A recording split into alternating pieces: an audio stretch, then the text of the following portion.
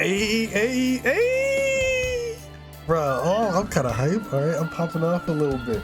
Originally, this video was just gonna be about one topic in particular, but I actually found more. So the video was gonna be, I predicted one of Xenoblade 3's biggest moments months before release, and I kind of did. In this video right here, as you can see, I guessed or speculated, I think, whatever, on 6 different possible events or themes that would appear in Xenoblade 3, and I think all of them except one actually happened. So I'm like popping off. I'm a prophet out here.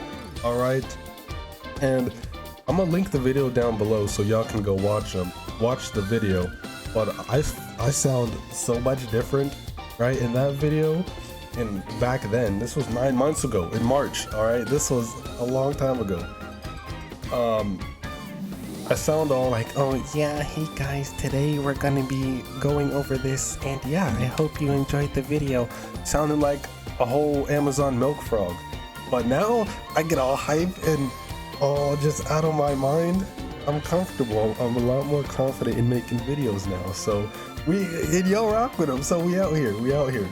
But the big thing, the main thing I was gonna make this video on was spoilers for Xenoblade 1, 2, and 3, by the way. Or 1X, 2, and 3. So the whole series. All right. So spoilers for the whole series.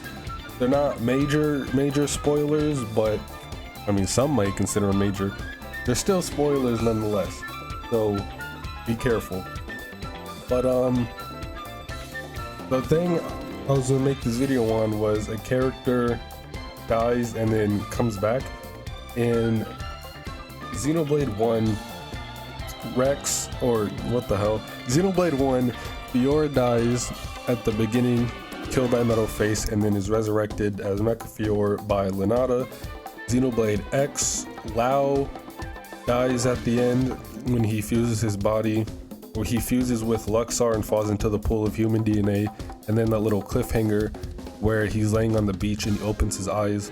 So I don't know, maybe it was his Mimiosome that fell in and then his real body was laying on the beach, or just another Mimiosome. I don't know why he'd be on the beach, but okay. And then that guy in the black figure, but there's so much like speculation on X or a sequel. But Xenoblade 2, we actually have 2 cases. Pithra, Numa, dies at the end of the game when she sacrifices herself to destroy the world tree, and then Pyra and Mithra come back separately. And the second person, I guess, is Rex. At the beginning of the game, when he finds Pyra, he touches the core crystal, and then Jin stabs him through the heart and kills him, and then Pyra gives him half of her core crystal and he comes back. In Xenoblade 3, we actually do have a character that dies and comes back. And of course, bro, it's Mio. Why did Mio have to be the one to die? That actually ties into another point I made in the video where one of our protagonists would die and then come back.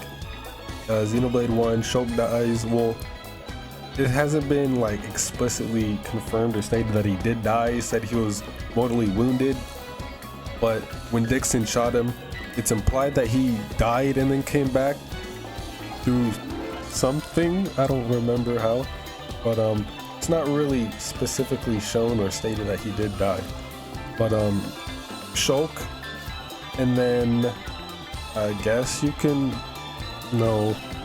Cross doesn't die in X. You just get their arm blasted off, so I don't really think that counts. Xenoblade 2, again, Rex. Xenoblade 3, Mio, she is a main protagonist. Alright, she's one of the party members, and Mio and Noah kind of have more importance than the other party members. Not by much, but very slightly. So I predicted 2, kind of 1, because it's kind of still the same thing, but it still applies. Yeah, Mio, she died during her homecoming, and then she swapped bodies with M. So, or she swapped bodies and came back as M. No, she didn't. Wait, would that count? Did Mio? Because Mio didn't really die. It's the M who's the one that died. But then I guess you could say she came back because at the end of the game, their souls like came out of Noah and Mio after we beat Z. Does that count? Is she alive? I don't know. But technically, the whole video I kind of got right a little bit. The 6 things were a party member that dies and then comes back, a main protagonist that dies and comes back, a crime organization, which I'm a little iffy on, a trinity of powers, which is also kind of and then oh my god, I just had it, a like 3rd higher power. And then there was one more, I don't remember that last one. But the 3rd higher power, I also kind of got right. I know I was always saying, oh, there's a 3rd nation all the way up to launch. But there actually still is a 3rd higher power, and that is Mobius. We have Kevis Agnes and then Mobius as the 3rd higher power.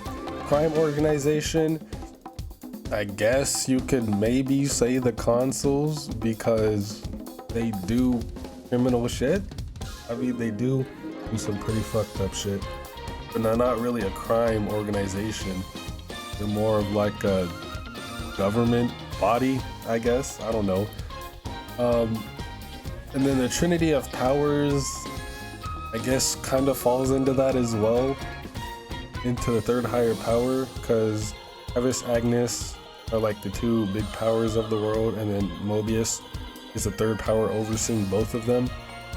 In Xenoblade 1, we got Mechonis and Bionis, and then Alvis looking over both of them as like the 3rd higher power. Xenoblade X is weird and it doesn't really fit in with the Xenoblade series as a whole. I saw a comment, or was it a reply on Twitter? I think it was a Twitter reply that I don't I think it doesn't matter.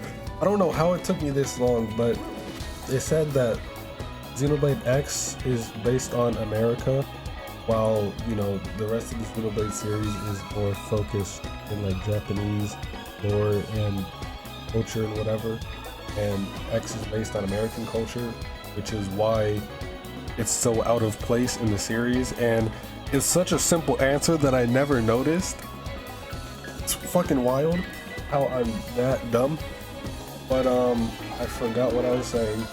Yeah, X doesn't really have any of the themes that I talked about in that video.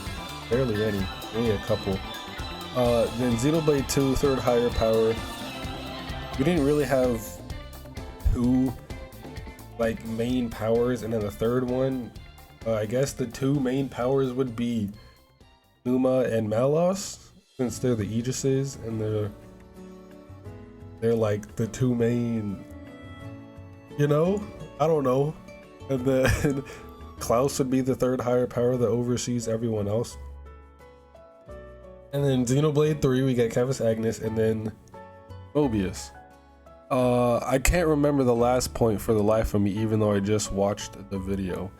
But yeah, I kind of predicted a lot of Xenoblade 3. That may not be surprising because it may be obvious since it's just themes throughout the series, but you have to understand, I don't notice shit like this. All right, I'm not observant. I don't look deep into stuff, so I don't really notice some of the most obvious shit. And then when I do notice it, I pop off and think I'm a prophet or whatever, because like, oh my god, how did I notice that? Da, da, da, da, da. So maybe all this is nothing new, and it's just something everyone has been knowing. I don't know. So something everyone's already known, and I'm just late. But you know, let me have my little fun for a little bit. Let me have my little burst of hype. All right, don't kill my vibe. But we out here. I kind of predicted a couple of Xenoblade 3 things, and I haven't seen anyone else like predict stuff like this. Mind you, I didn't really watch any other Xenoblade 3 videos because I didn't want spoilers, like once the game came out. or kind of stopped watching Xenoblade content like a month before the game came out, so that way I wouldn't get any recommendations on YouTube, so I can avoid spoilers completely. So I guess that was one way of handling spoilers, but yeah, that's really about it. I kind of predicted a couple things, or maybe I didn't, and that was all just obvious. Oh well, I'm not really known for being the smartest. So hey, I'm just here to give hype reactions and commentary, I guess. Everyone else can do the whole speculating thing and analysis. Leave that to Luxon. But yeah, that's really about it. So as always, thanks for watching. Have a good day. Stay safe. Be well. Play some goddamn Xenoblade.